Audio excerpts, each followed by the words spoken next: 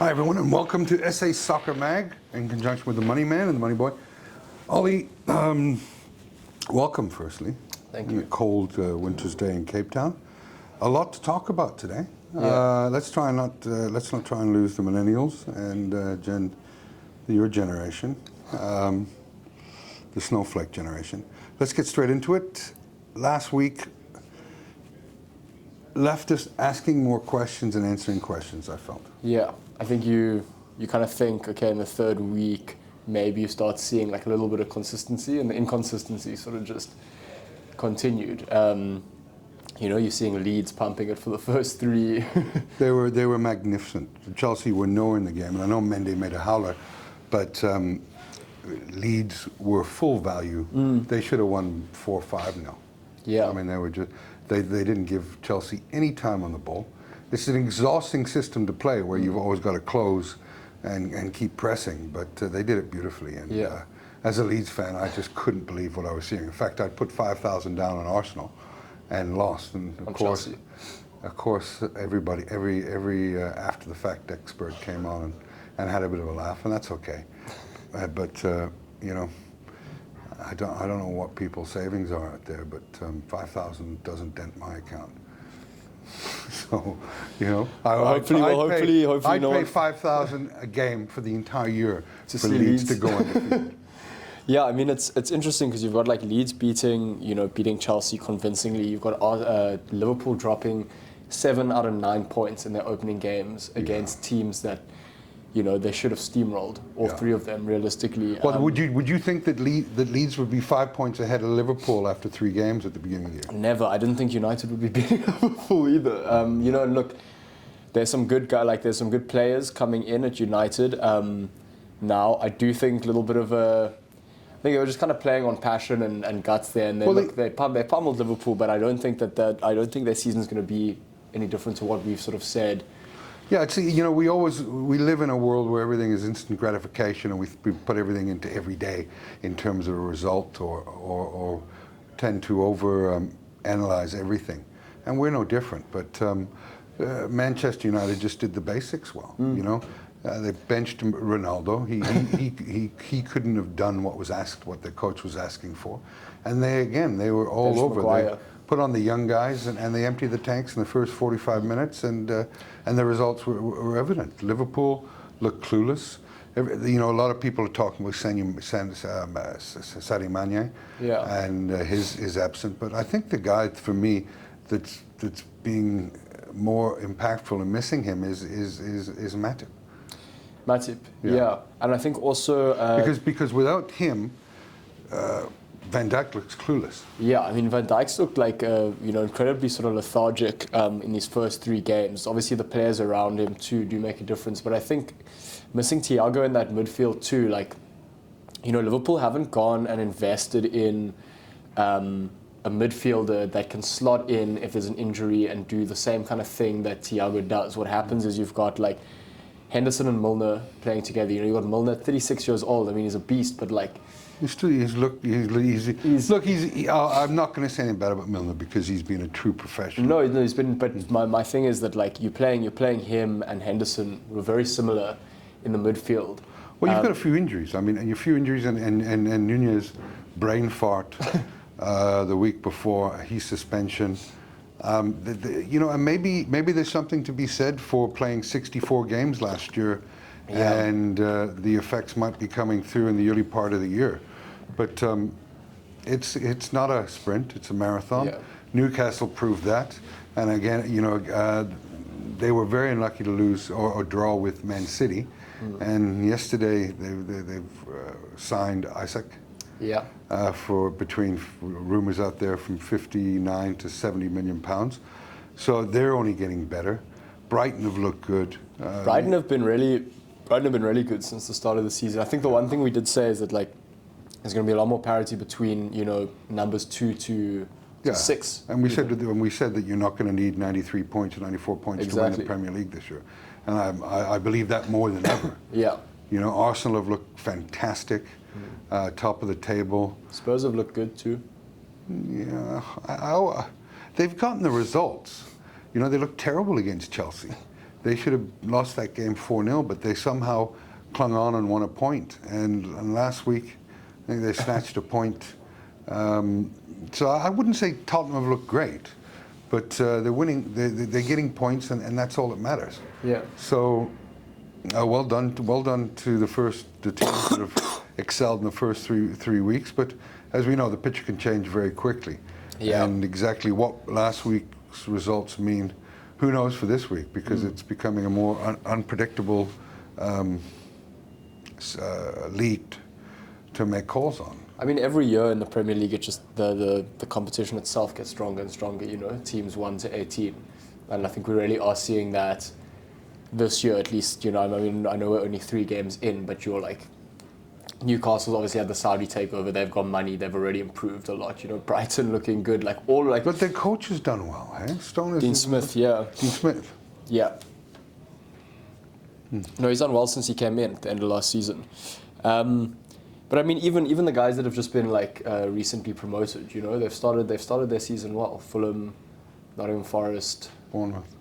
Okay, maybe not so much Bournemouth, but well, they did win one game. They're not the bottom of the table. Okay, let's get into this week and see if we can make some predictions and some money for people. Yeah. So, United Southampton, first game at Southampton.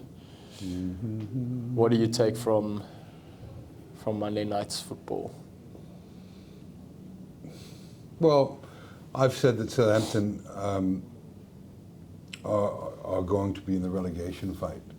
So, you know, I'm not buying that Man United are a top 4 side. I don't think that they're going to finish in the top 6. But they're better than Southampton.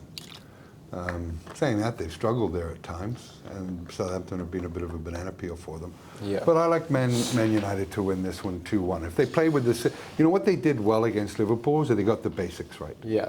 You know, people were talking to each other. The team, there was more of a team. It was more of a team spirit.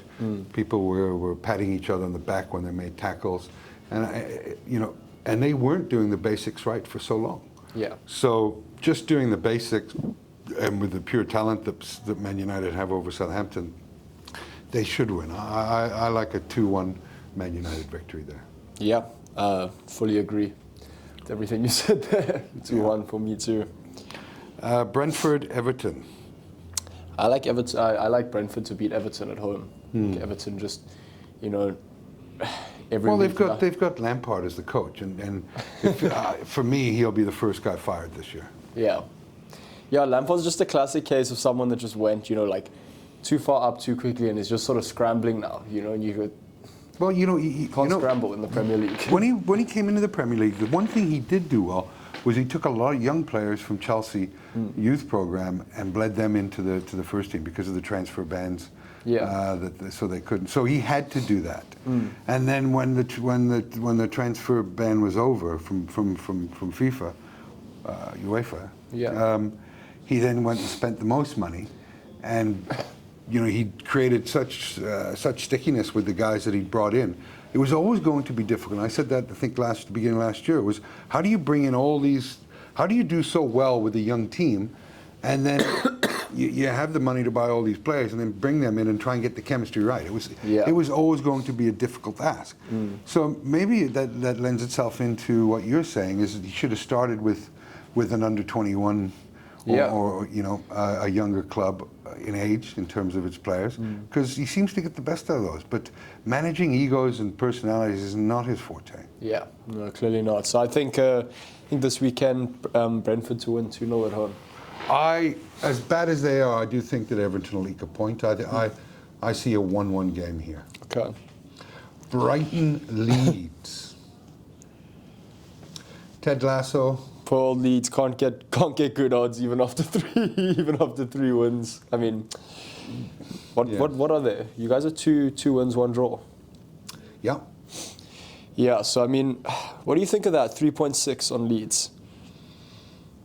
Look, they played last night against Barnsley, and they didn't leave much in the tank against Chelsea. So you know, Brighton looks so organised and they don't concede a lot. Yeah. So I can see this one being a 1-0 for Brighton. I'm going to go 1-1. Okay. You're more optimistic than I am, obviously. Huh? Who's next up? Liverpool, Bournemouth. God, I mean, Liverpool look just uninspired, exhausted, and people playing out of positions. But they'll have enough to beat Bournemouth. At Anfield. I'm going to say 3-0 Liverpool. I'm going to say 3-1 because we seem to like to concede a goal in the first half always in order to actually get going. Well, you're masters at that. Yeah, 3-1 to Liverpool. Chelsea, Leicester? Yeah, I think Chelsea will win. I don't think it'll be, a blowout sort of score. I think they're definitely going to bounce back from a shocker against Leeds last weekend. So I'm going to go 2-1 to Chelsea at home. Yeah, Chelsea really have to bounce back from this. They were so poor against Leeds. And Leicester has not really done anything this year. And, I just don't. I see Leicester finishing in the bottom half of the table this year. This is as close to a must-win game as you can get in Game 4 of any Premier League season. Yeah. I like Chelsea to win 3-0. Okay. Next game, City Palace. I think potentially game of the weekend for me. I mean, Palace have looked good. City always very enjoyable to watch. I could see Palace actually pushing City and it being like a 3-2 to City. Yeah, I'm going to go 3-1 City. The more I see of Holland, he's a horse. He's just a purebred. He's like a sprinting Clydesdale. I mean, the composure he has, the options he gives them in attack. They're tending to go more up the middle this year with him, and he's so elegant. I like Man City 3-1 there. Okay. Arsenal, Fulham. Arsenal to carry on with the good start for me. 2-1 at home. Yeah, at home. I like 2-0. I think Ramsdale keeps a clean sheet.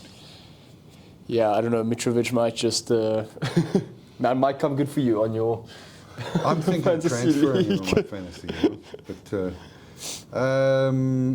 he did score last week, didn't he? Got the late game winner. Aston Villa versus West Ham. That's an interesting game. It is, because neither have been particularly convincing. Well, Aston Villa are terrible away from home. Yeah. I think West Ham's the better side on paper. And I think they have enough to trouble Aston Villa. But I'm going to go with a 2-2 draw here. That's exactly, 2-2 draw. Yeah. Wolverhampton Wanderers versus Newcastle. I like the odds on Newcastle. Yeah, 2.75, very tasty. Yeah. And Wolves haven't done anything to me that would to warrant any favoritism. So 2.75 Newcastle. I like Newcastle to win 2-1. Yeah, that's going to be my score too, and I'm going to take that bet as well. Yeah, I'm going to take that bet. Nottingham Forest versus Tottenham. 2-1 to Spurs. In the Battle of the Hams. I don't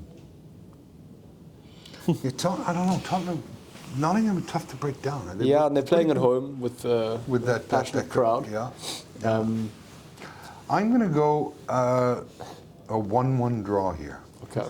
Tottenham have a little bit of a trip up, and Nottingham, it's quite an intimidating stadium. Look, we've got a full week next week as well. I mean, we'll be shooting again on Monday because there's games from Tuesday, Wednesday, everything. Let's go with the surprise team for you after 3 games in terms of good and bad. In terms of good and bad, been surprised by how bad Liverpool have been, but perhaps sort of foolishly surprised. Kind of blinded by supportership.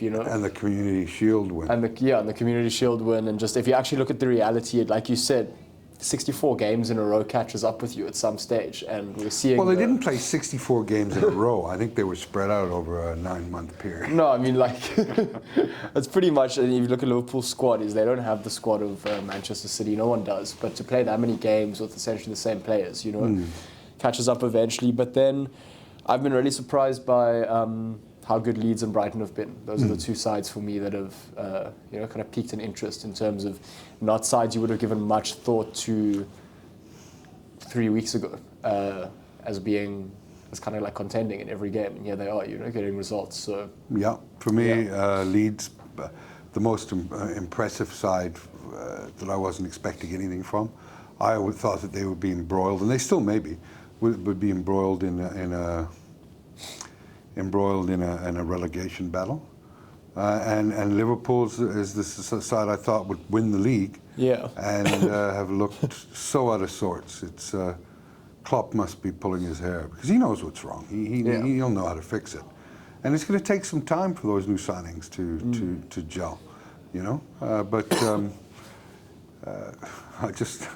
it'll be interesting if they don't get a result this weekend, what the result will start to be, what the sound will be at in the Kop end of Liverpool. It's like, what's the narrative too after 4 games, dropping points basically. Yeah.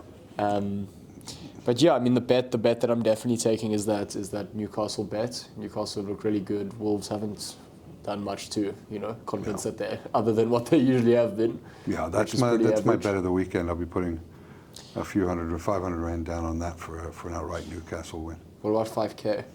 No 5K this weekend.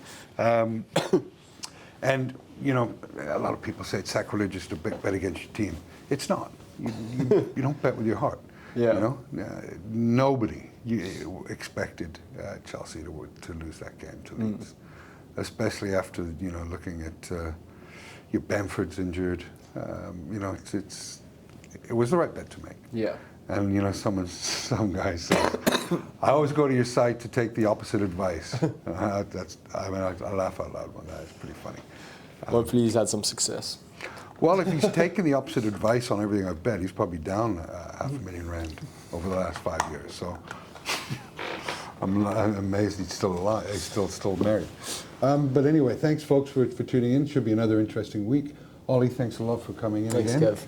And good luck with all bets. May they all be winning. Cheers.